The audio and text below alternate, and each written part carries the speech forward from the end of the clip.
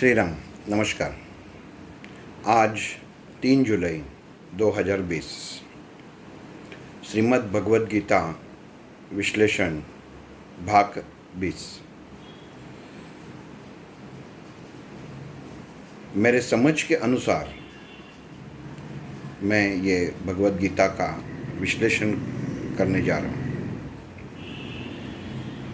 कर्मयोग भगवान श्री कृष्ण और अर्जुन ये दोनों के बीच होने वाला संभाषण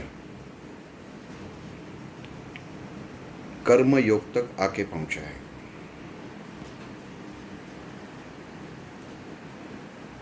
एक बार वापस थोड़ा सा पिछला भाग देखते हैं।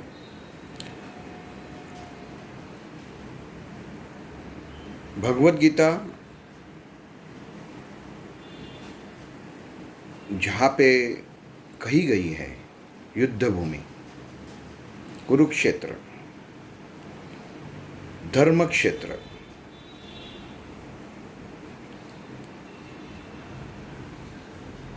आज यही युद्ध भूमि, कर्म भूमि बन गई है सबकी।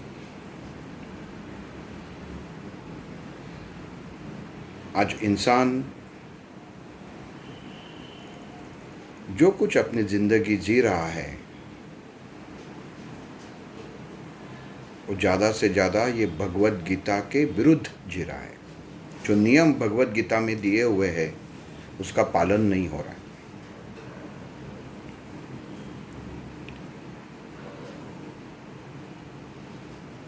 क्या हम लोग सब अर्जुन हैं जिनको मन में बहुत सारे सवाल है,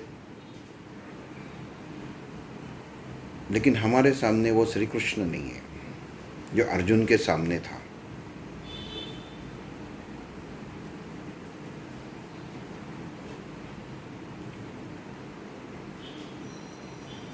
आज हर इंसान की सोच ऐसी हो गई है, जो मेरे बारे में अच्छा कहता है, मेरे बारे में सही कहता है, मेरी बाजू लेके कहता है, वो उसके लिए बड़ा हो जाता है।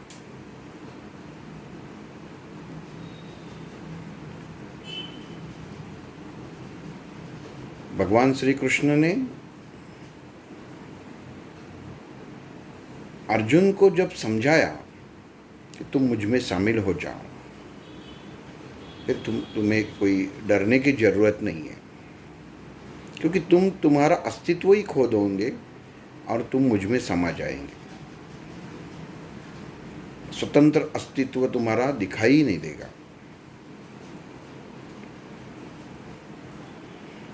आज की दुनिया में अगर हम इसकी सोच करेंगे तो कोई अच्छा ज्ञानी कहता है कि मैं जो ज्ञान मार्ग आपको बता रहा हूँ वो हिसाब से तुम चलो। अगर हम लोग नहीं तो सुनने वाला वो ज्ञानी आदमी के सोच से, समझ से चलता है और वो ज्ञानी आदमी सचमुच भगवान की सब नियम पालन करने वाला है, तो इंसान का नसीब बदल सकता है। नहीं तो फिर अधोगति ही अधोगति है। कर्म इंसान को करना ही पड़ता है। हर मनुष्य को, शरीर को जो भी क्रिया हो जाती है, बुद्धि की सोचने की भी क्रिया होती है, वो एक तरह से कर्म ही है। एक जगह भगवान श्री कृष्ण ने कहा है ये आत्मा ही सब कुछ करता है। तो सवाल ये पैदा हो जाता है कि ये ना आत्मा का स्वरूप है या आत्मा का रूप है, तो फिर ये आत्मा कैसे करता है सब कर्म? यही आत्मा, यही जीवात्मा शरीर की ऊर्जा स्रोत है। ये आत्मा है, इसलिए ये स्थूल शरीर जीवित है। सूक्ष्म देह है, इसके लिए स्थूल देह है। और वही आत्मा परमात्मा से कहा नहीं कहा तो जुड़ी हुई है, अंश है।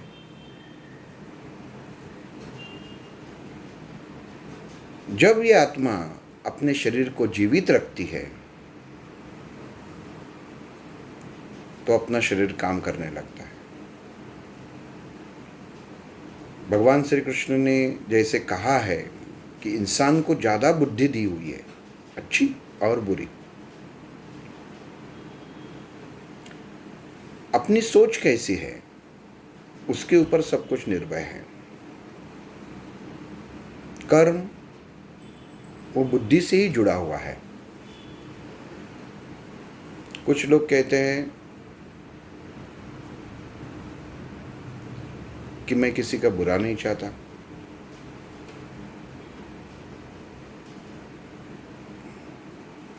एक उदाहरण बताता हूँ।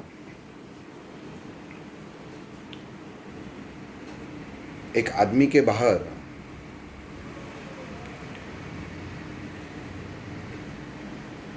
उसके एक के वाहन पे, उसके जो पड़ोसी था उसके वाहन पे किसी ने पत्थर मार दिया। गलती से वो पत्थर उसके हाथ से निकल गया और उसके कांच टूट गई। और वो जिसके हाथ से पत्थर गिरा उसके वो बहुत बुरा लगा कि ये अभी मेरे हाथ से गिरा हुआ है और जिसकी वजह से इसकी गाड़ी की कांच टूटी हुई है, तो मुझे इसे पैसे देना चाहिए, हर्जाना देना चाहिए। अब जो आदमी घर पे बैठा है वो उसका दोस्त होता है, वो उससे बोलता है कि ऐसे ऐसे तुम्हारे पड़ोस वाला है, गलती से मेरे बेटे ने पत्थर फेंका और उसकी कांच पे गिरा और वो कांच टूट गई, मैं उसको उसका हर्जाना भर के देना चाहता हूँ। अब ये बात इतनी सीधी सी है कि इसमें से कोई भी शंका निकालने की ज़रूरत नहीं है। अब जो घर पे बैठा है वो उसके दोस्त को दूरध्वनि करके फ़ोन करके बताता है, वो बाजू वाला है, उसके बेटे ने पत्थर मार के तुम्हारी गाड़ी की कांच तोड़ दी।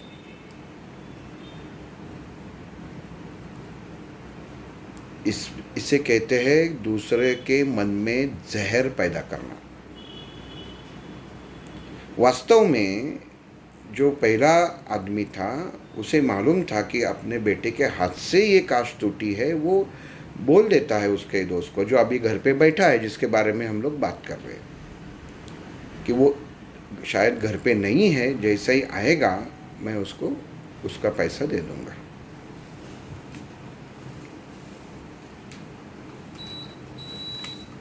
लेकिन ये मिर्च मसाला लगाकर जिसका कांच टूटा होता है उसको बोलता है।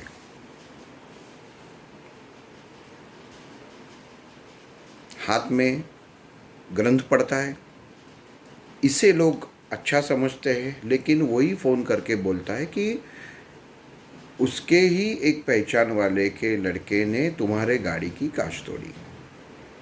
अब आप बोलेंगे कि इसमें क्या है, ये तो सीधी घटना है कि इसने गलत तरीके से दूसरे को बोल दिया। ये कर्म में आ जाता है, बुरे कर्म में आ जाता है। केवल कृति ही जरूरी नहीं है कि गलत हो जाए, सोच भी गलत हो अगर आपकी होती है तो वो बुरे कर्मों में गिनी जाती है। कभी कभी इंसान को मालूम ही नहीं रहता कि अपने हाथ से कुछ गलत कर्म हुआ है। कर्म होने के बाद उससे पता चलता है कि ऐसा हुआ। इसका एक उदाहरण देता हूँ मैं। ये वास्तविक उदाहरण रामायण का है, फिर भी वो अच्छा है। हम लोग सब जानते हैं कर्म 3 प्रकार के होते हैं: संचित कर्म, क्रियावान कर्म और प्रारब्ध। संचित कर्म, जो कर्म आपने किया है लेकिन उसका फल तुरंत नहीं मिलता, वो अपने संचय में जमा हो जाता है। आपने खाना खाया, जैसे ही खाना खाया तुरंत शक्ति थोड़ी ही मिलेगी, वो पेट में जाएगा, उसका खून बनेगा, फिर आपको शक्ति आ सकती है। लेकिन आपने एक अच्छा कोई गुलाब का शरबत पिया और मन की शांति हो गई कि वाह क्या बढ़िया इसका टेस्ट है, अच्छा है,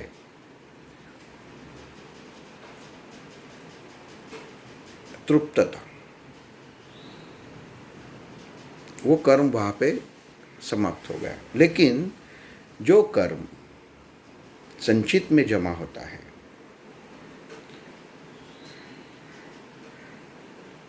वो समय पे क्रियमान होता है और प्रारब्ध के रूप में सामने आ जाता है। रामायण में राजा दशरथ, उनके राज्य में एक शेर ने बहुत हाहाकार मचाया था। राजा के सैन्य उसे पकड़ नहीं पा रहे थे। अयोध्या का राजा खुद की जवाबदारी समझकर कहता है कि मैं खुद इसके शिकार करूंगा, और वो शिकार पे निकल जाता है।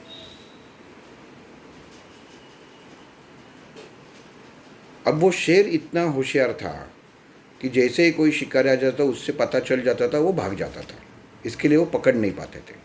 लेकिन राजा दशरथ के पास एक ऐसा तीर था, शब्दवेदी तीर बोलते, शब्द भेदी तीर बोलते हैं उसको, शब्द वेद शब्द भेद। तो बहुत दूर से राजा को एक जगह पानी का आवाज़ आता है और वो समझ लेता है कि ये शेर ही है इतने रात को, और वो तीर छोड़ देता है। उस समय दशरथ राजा वो पानी पीने वाला शेर है या कोई है वो देखता नहीं है, क्योंकि राजा दूर रहता है। लेकिन उसका जो तीर है उसका नाम ही शब्दभेदी तीर था। जहाँ से आवाज आया वहाँ जाके ही वो अपना काम करेगा, ऐसा वो तीर का काम ये था, मीन्स वैशिष्ट था।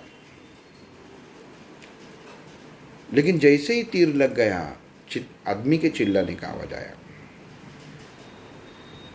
राजा को पता चला कि ये शेर को लगा नहीं है ये तीर, ये किसी को लगा है। ये देखने राजा आ जाता है और देखता है तो वहाँ पे वो श्रावण बाल दिखता है।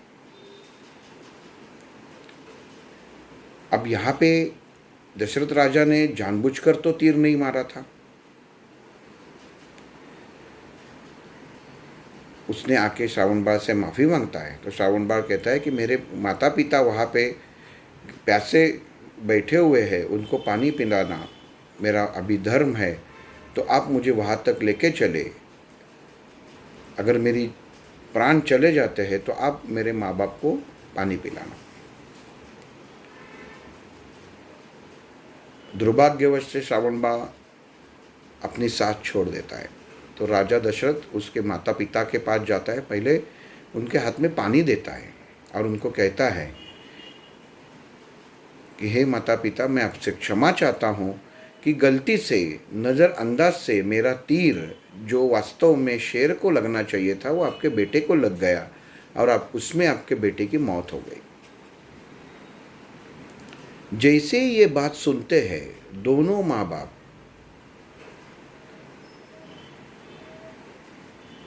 मन से दुखी हो जाते हैं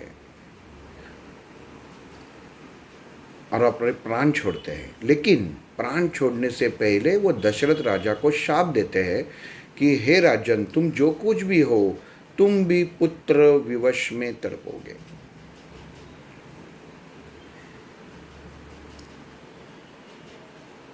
तुम्हारा पुत्र तुमसे दूर जाएगा, उसके शोक में तुम्हारी मौत होगी।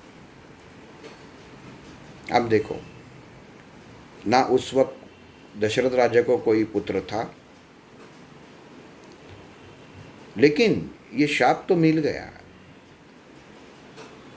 जानबूझकर भी नहीं किया हुआ दशरथ राजा का कर्म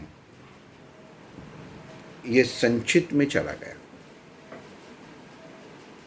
क्योंकि राजा को पुत्र था ही नहीं, तो उसका शोक कैसा होगा।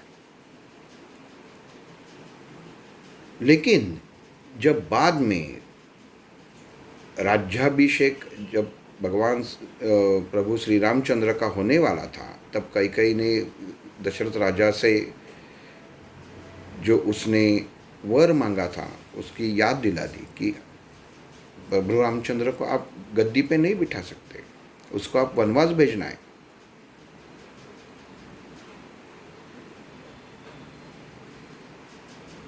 उस वक्त का दिया हुआ शाप जो संचित में था राजा दशरथ के, वो अब क्रियामान हो गया, उसका समय आ गया फल देने का, और वो प्रारब्ध में बदल गया। प्रारब्ध कहाँ पे? जब कैकेयी ने कहा कि इसे आप वनवास भेज दो और मेरे बेटे को राजगद्दी पे बिठाओ, और बाद में दशरथ राजा ने प्रभु रामचंद्र को वनवास जाने के लिए कहा, और बाद में उसी प्रभु रामचंद्र के अपने बेटे की शोक में राजा दशरथ का भी देहांत हो गया। कर्म का फल ऐसा होता है। ये मैं इसके लिए बोल रहा हूँ, ये उदाहरण इसके लिए दिया है। ये किसके साथ में हुआ है? प्रभु रामचंद्र के पिता के बारे में ऐसा हुआ है। वो तो भगवान थे। अगर भगवान श्री राम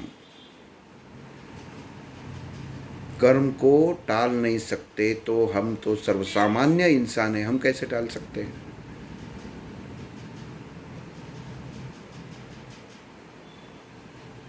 इसके लिए जो भी कर्म हम लोग करते हैं, अच्छा हो बुरा हो, सोच के करना बहुत जरूरी है। भगवान के प्रति करना जरूरी है।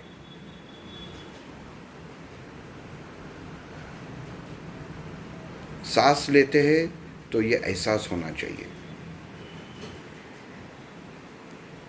कि भगवान की कृपा है, वो परमात्मा की कृपा है कि अभी मैं सांस ले रहा हूँ। अगर आप ऐसा कहेंगे मैं सांस ले रहा हूँ तो ये गलत बात है, लेकिन आप ये कहेंगे कि ये मेरी सांस परमात्मा ले रहा है और मेरे हाथ में खाली वो सांस छोड़ने का उसने रखा हुआ है, तो ये सही रहेगा। हर क्षण, हर पल, हर समय भगवान के प्रति, भगवान में शामिल होकर जीना, यही एक अच्छा लक्षण है। एक बार आप परमात्मा के हो जाते हैं तो आपकी खुद की पहचान ही मिट जाती है। आप परमात्मा के हैं, यही पहचान आपकी हो जाती है।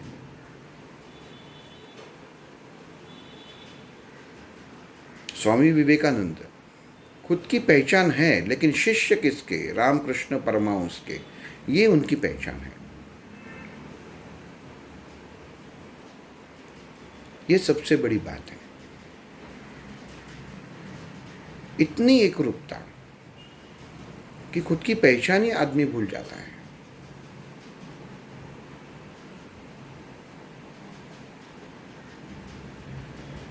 कर्म और कर्म योग, जो कृति आपके हाथ से होती है, जो सोच आपकी दिमाग करता है, वो हिसाब से ही आपको वो कर्म का फल मिलता है।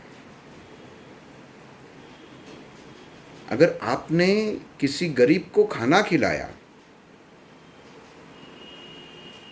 बेशक कर्म अच्छा है, लेकिन अगर वो खाना आपको खाना नहीं है और वो खराब होने को आया है, अपने खाना खिलाया, तो वो अच्छा कर्म नहीं है। मुझे नहीं चाहिए इसके लिए मैं दूसरे को दे रहा हूँ, ये सोच बुरा कर्म है।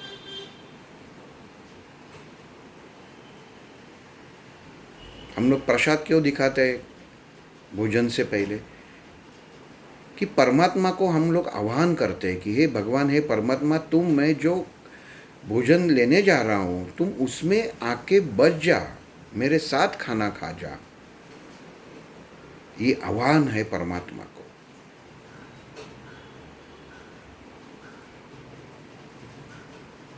और उस वक्त अगर परमात्मा, वो भगवान आपके साथ खाना खाता है,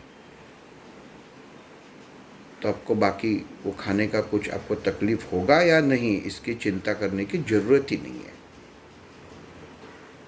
लेकिन पहली उस खाना खाने के बाद अगर आप परम भगवान को याद करेंगे, अभी मैंने खाना खाया है लेकिन मुझे जो मैंने खाया है उससे कुछ तकलीफ़ नहीं होनी चाहिए, मेरे पेट में कुछ गड़बड़ नहीं होनी चाहिए, तो ये गलत बात है। कर्म करते समय, खाते समय आप भगवान को भूल गए और कर्म होने के बाद उसका अगर फल दुख में मिलता है तो वो आपको मंजूर नहीं है। इसके लिए आप भगवान को याद कर रहे हैं, ये स्वार्थ है।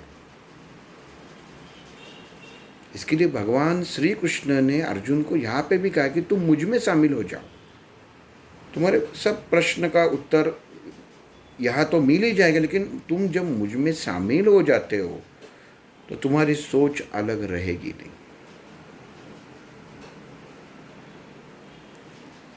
कर्मभोग, कर्मयोग, इसमें पुनर्जन्म भी एक है जो कर्म के साथ आता है।